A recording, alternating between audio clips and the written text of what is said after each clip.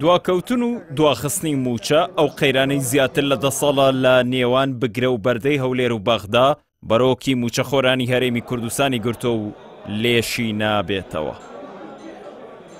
حکوومەتی هەرێمی کوردستان لە دوای ڕاگەیاندنی ئابووری سەربەخۆ زیاتر لە 10 ساڵە بە چەندین شێواز و ڕێگەی جیاوازی وەک پاشەکەوت، لێبڕین، خواردنی موچەی تەواو لە چەوسانەوەی فەرمانبەران و موچەخۆران هەر بەردەوامە.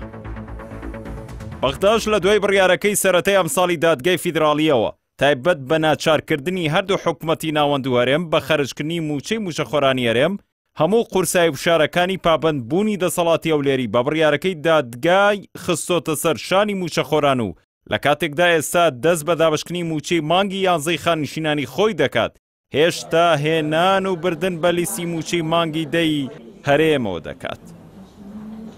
حکوومەتی ماوە بە سەرچووی هەرێمیش مانگانە لە ناردنی لیستەکاندا چەندین گرفت بۆ خەرجکردنی موچە دروست دەکات. لەم نێوانەدا هەولێر و بەغدا هەر یەکە بە پاساوێک ڕێگری دەکەن لەوەی ژیانی هاوڵاتیان بە ئاسایی و بەخۆشی بگوزارێت.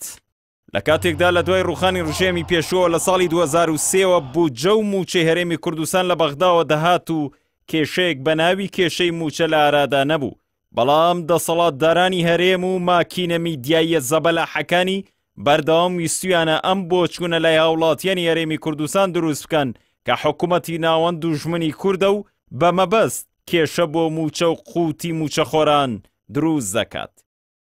پێکەنین و پێشوازیە گەرم و گوڕەکانی بەرپرسانی هەرێم و ناوەند لە یەکتری ئاماژەیەکی ڕوونە کە لە ئاسی بەرپرسانی هەردوو حکوومەتدا گرفتێکی ئەوتۆ لەسەر پرسە ئابووریەکان نییە.